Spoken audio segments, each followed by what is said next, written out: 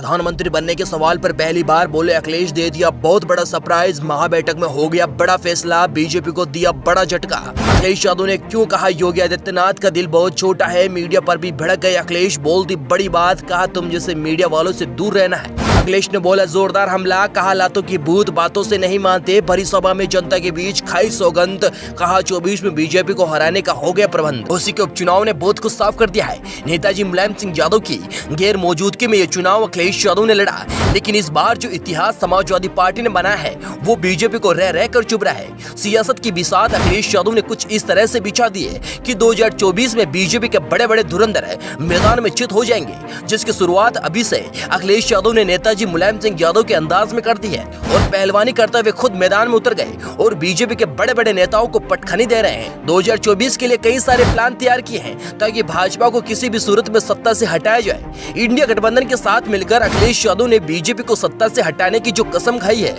वो अब कहीं न कहीं पूरी होती दिखाई पड़ रही है। ऐसे में दिख रहा है कि अखिलेश यादव की तैयारी किस तरह से की है और 2024 में वो कैसे बीजेपी को हराएंगे।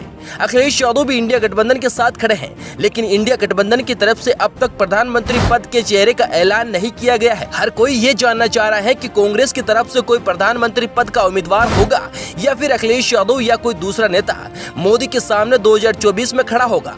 अखिलेश यादव प्रधानमंत्री के सवाल पर अक्सर बोलने से बचते हैं, लेकिन इस बार उन्होंने खुलकर अपनी बात रखी और बता दिया कि वो प्रधानमंत्री बनना चाहते हैं या नहीं।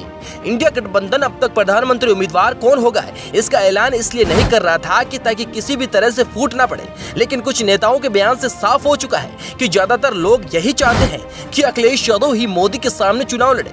लेकिन पहली बार अखिलेश यादव ने इस पर बड़ी बात बोली और कहा कि दिल्ली का रास्ता लखनऊ से जाता है, मतलब कि अखिलेश यादव ने पूरी तैयारी प्रधानमंत्री बनने की कर ली है।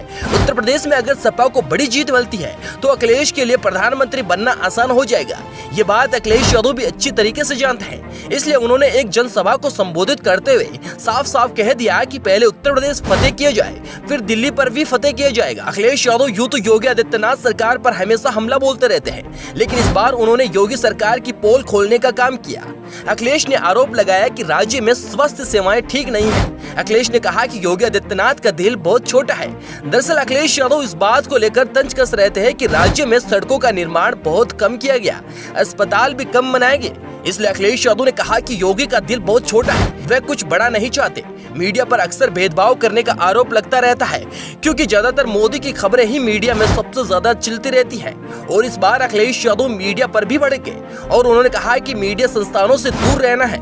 हालांकि अखिलेश यादव ने किसी न्यूज चैनल का नाम नहीं लिया, लेकिन अखिलेश यादव ने इशारों में कह दिया है कि समाजवादी पार्टी मीडिया से दूरी रहेगी।